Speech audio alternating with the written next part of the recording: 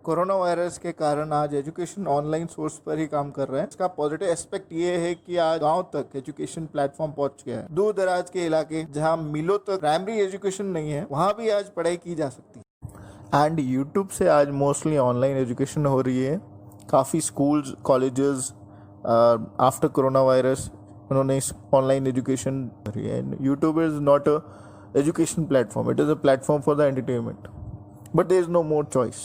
ठीक है, अब कोई भी ऑर्गेनाइजेशन के पास चॉइस नहीं है एंड यूट्यूब ही एक ऐसा सोर्स है जहाँ पे आराम से मोस्टली लोग कनेक्टेड है यूट्यूब के थ्रू। अब इससे क्या हो रहा है कि काफ़ी स्टूडेंट्स डिस्ट्रैक्ट हो रहे हैं।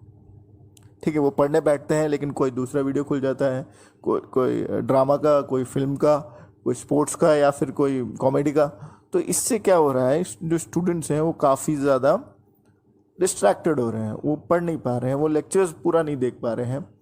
तो इसका एक और कारण ये भी है कि students are not habitual to it, they are not habitual to the online teaching. Okay, and even no one taught them about how to study online. आज मैं आपको बताऊंगा कुछ ऐसे तरीके जिससे आप इफेक्टिव या कारगर तरीके से यूट्यूब पर पढ़ाई कर सकते हैं। सबसे पहले आप डाउनलोड करेंगे वीडियो को, देन एरोप्लेन मोड में डाल दो ताकि कोई भी नोटिफिकेशन ना आए आपके फेसबुक, व्हाट्सअप या कोई भी कॉल करके आपके लेक्चर के बीच में आपको डिस्टर्ब ना करे।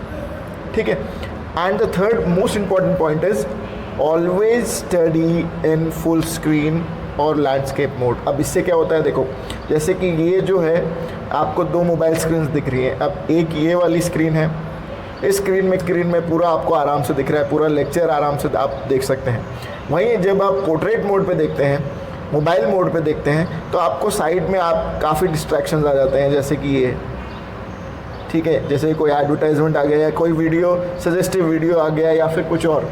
तो इस केस में क्या होता है कि आप लोग ठीक से पढ़ नहीं पाते हैं, समझ रहे हैं। वहीं अगर आप एक प्रॉपर फुल स्क्रीन या लैंडस्केप मोड पे पढ़ते हैं तो आपको बहुत अच्छे से समझ में भी आता है और एक फुली फोकस होकर आप पढ़ते हैं। नेक्स्ट पॉइंट जो है हमारा वो है मेक स्मॉल नोट्स। अब नोट्स का मतलब ये नहीं है कि आप जो टीचर पढ़ा रहा है वो लिखते जाएं, नहीं। आपने लेक्चर देखा, आप लेक्चर देख रहे हैं, लेक्चर के दौरान आप वीडियो, तो जब भी आप आपका लेक्चर देखें, वीडियो लेक्चर देखें, तो आपके साथ एक रफ नोटबुक रखें और उसके अंदर कुछ ना कुछ पॉइंट्स नोट डाउन करें। ठीक है, ताकि क्या होगा कि आपका कंसंट्रेशन बना रहेगा और आप बोल नहीं रहेंगे, आप फुली फोकस होकर पढ़ सकेंगे। तो करना कुछ नहीं है, एक छोटा आप पढ़िए और कुछ पॉइंट उसमें लिखते रहिए, ताकि आप जब आप कुछ लिखेंगे तो आपका फोकस उस लेक्चर में बना रहेगा। Now third point is use earphones. जब भी आप कोई लेक्चर देख रहे हैं या फिर ईयरफोन लेना है, use earphone for the clear audio, ताकि आपको पूरा सुनाई दे।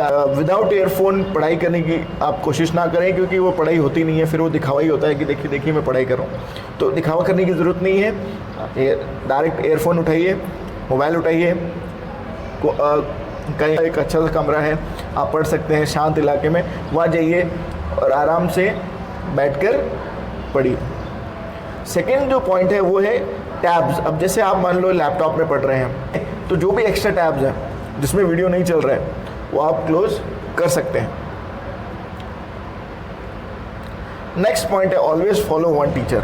पढ़ रहे हैं उसके लिए आपका एक टीचर एक फिक्स होना चाहिए। ऐसा नहीं है कि 2 लेक्चर इस टीचर के देख लिए, 3 लेक्चर इस टीचर के देख लिए। इसमें क्या होगा कि आपको कुछ समझ में आने वाला नहीं है। तो सबसे बेस्ट तरीका है, एक वीडियो लेक्चर देखा टीचर का, समझ में आया, बस उसी को फॉलो कर दिया। तो क्योंकि हर टीचर का एक तरीका होता है पढ़ाने का, हर टीचर अपने हिसाब से अलग अलग तरीके से पढ़ाता है। जिसका तरीका आपको समझ में आए आप उसी से पढ़िए।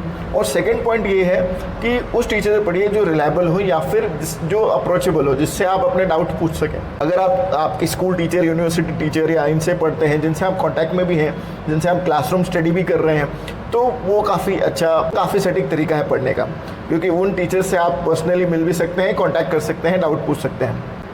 नेक्स्ट पॉइंट है stick to your text book. अब क्या होता है कि जैसे कि हम लोग लेक्चर पढ़ लेते हैं, लेक्चर हमने देख लिया तो बस बात ख़त्म, वो नहीं है। लेक्चर देखा आपने, फिर उसके बाद में आपने वही जो लेक्चर आपने पढ़ा है वही आप अपने टेक्स्ट बुक में से पढ़िए, क्योंकि आपने ऑलरेडी लेक्चर समझ रखा है तो आपको सारी चीज़ें जल्दी जल्दी समझ में आ जाएगी। And second point is you can only learn and understand only when you read books. जब आप खुद पढ़ते हैं उस चीज़ों को, खुद आप उस चीज़ों को पढ़ते हैं, एनालाइज करते हैं, तभी वो बात समझ में आती है, तभी आप उस टॉपिक में काफ़ी डीप लेवल तक जाकर समझ सकते हैं। The next point is always fix your schedule. जैसे कि मान लो कि टीचर ने आपको 11 बजे वीडियो दे दिया, 12 बजे दे दिया, 1 बजे दे दिया, कोई बात नहीं। अगर आप उसको फॉलो नहीं कर पा रहे हैं तो कोई बात नहीं, उसको अगर आप फॉलो नहीं कर पा रहे तो आप अपने हिसाब से एक शेड्यूल फिक्स कीजिए कि इतने बजे मैं पढ़ाई करूँगा और इतने बजे मैं वीडियो लेक्चर्स देखूंगा। जब आप एग्ज़ाम देने जाते हैं तो आप हमें मोस्टली 2 पेन लेके जाते हैं कि चलो एक ख़राब हो जाएगा तो सेकंड से हम काम कर लेंगे। वैसे ही क्या होता है कि जब आप एक शेड्यूल रख रहे हैं, एक आपने टाइम टेबल बना दिया, तो 2 टाइम टेबल बनाइए, ए एंड बी।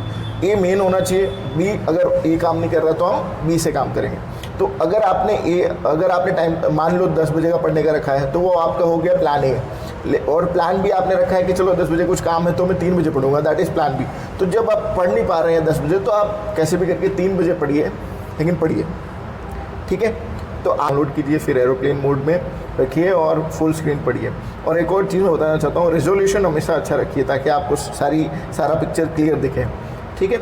उसके बाद में आपने पढ़ा कि स्मॉल नोट्स बनाइए, अपने हिसाब से नोट्स बनाइए छोटे छोटे, जिससे आपको आप फोकस रहें उस लेक्चर में। उसके बाद में है आप क्लियर वॉइस के लिए आप अपना ईयरफोन यूज़ करें और बाकी जो एक्स्ट्रा टैब्स हैं वो बंद कर दीजिए, लैपटॉप या कंप्यूटर से पढ़ रहे हैं तो।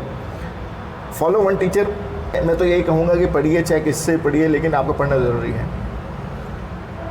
Stick to your text book, हमेशा अपने टेक्स्ट बुक को देखिए क्योंकि वो एक बेस है।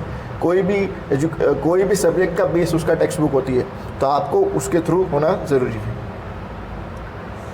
और अपना फिक्स शेड्यूल रखिए ताकि आपको चीज़ें समझ में आए, रेगुलर रहें, रेगुलर वीडियोस देखें। ऐसा नहीं है कि 2 दिन देखी, फिर 5 दिन नहीं देखी, फिर 10 दिन नहीं देखी, फिर वापस आगे पढ़ने, वो ऐसे नहीं चलेगा।